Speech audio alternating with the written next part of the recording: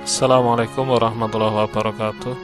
Alhamdulillahirrabbilalamin. Pada kesempatan ini kita akan melanjutkan pembahasan materi tentang masuknya Islam di Indonesia atau masuknya Islam di Nusantara, karena pada waktu itu Indonesia belum berdiri menjadi sebuah negara.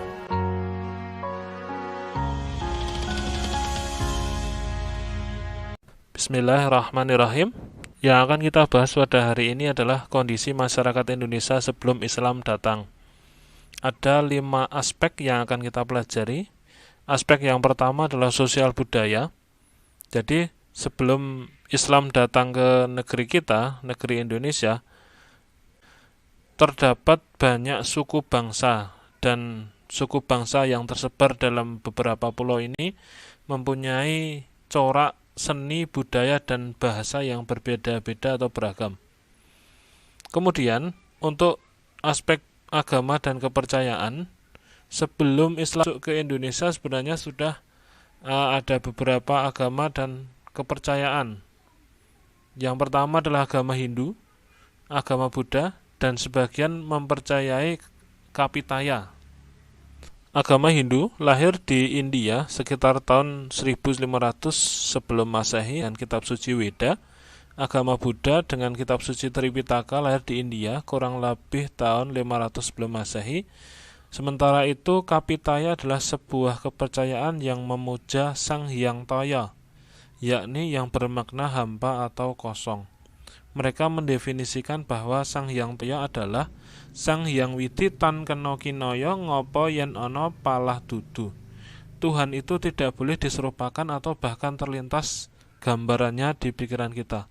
Kalau sampai diwujudkan, maka itu berarti bukan Tuhan. Sedangkan menurut para orientalis, mereka mengklasifikasikan bahwa kepercayaan nenek moyang Indonesia itu ada 2 jenis, yaitu animisme dan dinamisme.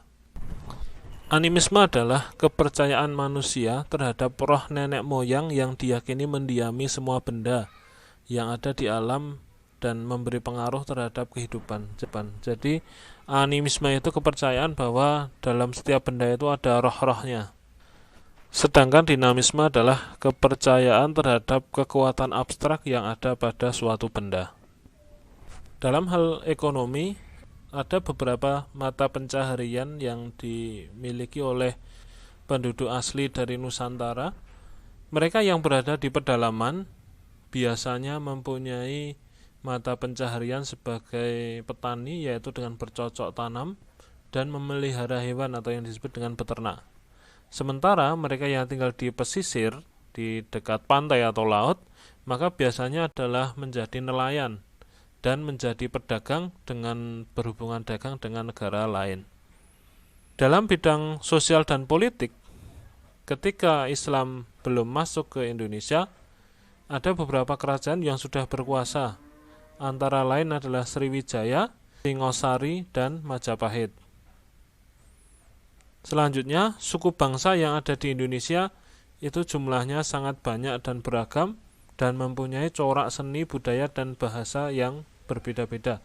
Berbagai keberagaman ini adalah kekayaan yang tidak ternilai yang harus dipertahankan. Untuk selanjutnya kita akan membahas tentang teori masuknya Islam ke Indonesia. Ada 4 teori cara masuknya Islam ke Indonesia. Teori yang pertama adalah teori Makkah. Teori Makkah ini didukung oleh Hamka, Van Leur, dan T.W. Arnold. Mereka mengatakan bahwa Islam masuk ke Indonesia itu pada abad ke-7 dan dibawa oleh orang-orang Arab, terutama dari Mesir. Ada beberapa tanda yang menunjukkan hal itu. Yang pertama adalah pada abad 7 di pantai barat Sumatera itu sudah ada perkampungan Arab, dan ada berita dari Tiongkok yang berasal dari hikayat dinasti Tang tentang orang-orang Tasih, orang-orang Arab yang tinggal di sana. Kemudian kerajaan Islam pertama di Nusantara, yaitu Samudra Pasai, menganut mazhab Syafi'i, mazhab yang sama dengan mazhab Makkah dan Mesir. Selanjutnya, Raja Samudra Pasai, kerajaan Islam pertama tadi, memakai gelar Malik, gelar yang sama yang dipakai oleh Mesir. Teori yang kedua adalah teori Persia. Menurut teori ini, Islam masuk ke Indonesia itu pada abad ke-15 dengan dibawa oleh orang-orang Persia. Ada beberapa tanda yang menunjukkan hal itu. Yang pertama adalah adanya peringatan hari Asyura atau tanggal 10 Muharram. Meninggalnya Husain bin Ali dirayakan juga di daerah Sumatera Barat, yaitu Tabuk atau Tabut, dan di Jawa dengan membuat bubur suro. Hal ini sama dengan kebiasaan peringatan orang Syiah atau orang Islam yang berasal Persia yang hari ini menjadi negara Iran. Kemudian kesamaan lainnya adalah adanya ajaran tasawuf Syekh Siti Jenar dengan Al-Halaj, seorang sufi yang berasal dari Persia. Dan yang ketiga adalah penggunaan istilah Persia dalam mengeja huruf Arab untuk bunyi harokat. Misalnya adalah jabar, jer, yaitu fathah, domah, dan kasroh. Teori yang ketiga tentang masuknya Islam ke Indonesia adalah teori Gujarat. Teori ini didukung oleh Senok Horgrunge, W.F. Stutterheim, dan Bernard H.M. Woolhage.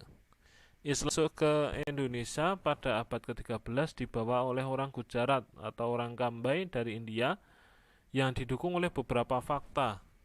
Yang pertama adalah penyebaran Islam di wilayah Pulau Jawa di Indonesia itu tidak begitu diperani oleh orang-orang Arab. Kemudian sejak awal memang hubungan dagang Indonesia dan India itu sudah terjalin lama melalui jalur Indonesia, Kambai, Timur Tengah, dan Eropa. Dan yang terakhir adalah adanya batu nisan Sultan Malik As-Saleh, pendiri Samudra Pasai tersebut, yang bertuliskan 1297 dengan corak khas Gujarat. Teori yang terakhir tentang masuknya Islam ke Indonesia adalah teori Cina, yang didukung oleh Slamet Mulyana dan H.J. Graff. Teori ini didasarkan oleh asumsi bahwa ada unsur Cina dalam kebudayaan di Indonesia. Ada sumber yang berasal dari Klonik Klenteng Sampokong di Semarang yang memperlihatkan pengaruh orang Cina dalam penyebaran Islam di Indonesia. Bukti lainnya adalah pada Masjid Kuno, Masjid Agung Demak, Masjid Kasepuhan Cirebon, dan Masjid Agung Kudus. Pada dinding masjid tersebut tertempel berbagai porselin dari dinasti Ming. Termasuk dalam catatan sejarah Babat ing Gresik diceritakan prajurit 40 Cina bersenjata api pimpinan Panji Laras dan Panji Liris. Ya, demikian tadi materi tentang kondisi masyarakat Indonesia sebelumnya Islam dan beberapa teori tentang masuknya Islam di Indonesia. Terima kasih. Assalamualaikum warahmatullahi wabarakatuh. Teori yang ketiga tentang masuknya Islam ke Indonesia adalah teori Gujarat. Teori ini didukung oleh Senok Horgrunge, W.F. Stutterheim, dan Bernard H.M. Woolhage. Islam masuk ke Indonesia pada abad ke-13 dibawa oleh orang Gujarat atau orang Kambai dari India yang didukung oleh beberapa fakta. Yang pertama adalah penyebaran Islam di wilayah Pulau Jawa di Indonesia itu tidak begitu diperani oleh orang-orang Arab. Kemudian sejak awal memang hubungan dagang Indonesia dan India itu sudah terjalin lama melalui jalur Indonesia, Kambai, Timur Tengah, dan Eropa.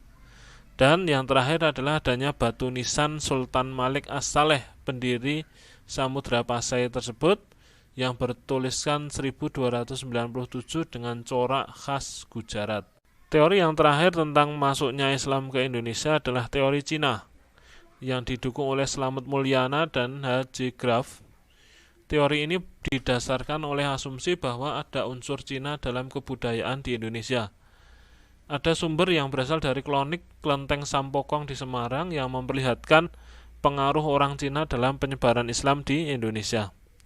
Bukti lainnya adalah pada Masjid Kuno, Masjid Agung Demak, Masjid Kasepuhan Cirebon, dan Masjid Agung Kudus. Pada dinding masjid tersebut tertempel berbagai porselin dari dinasti Ming.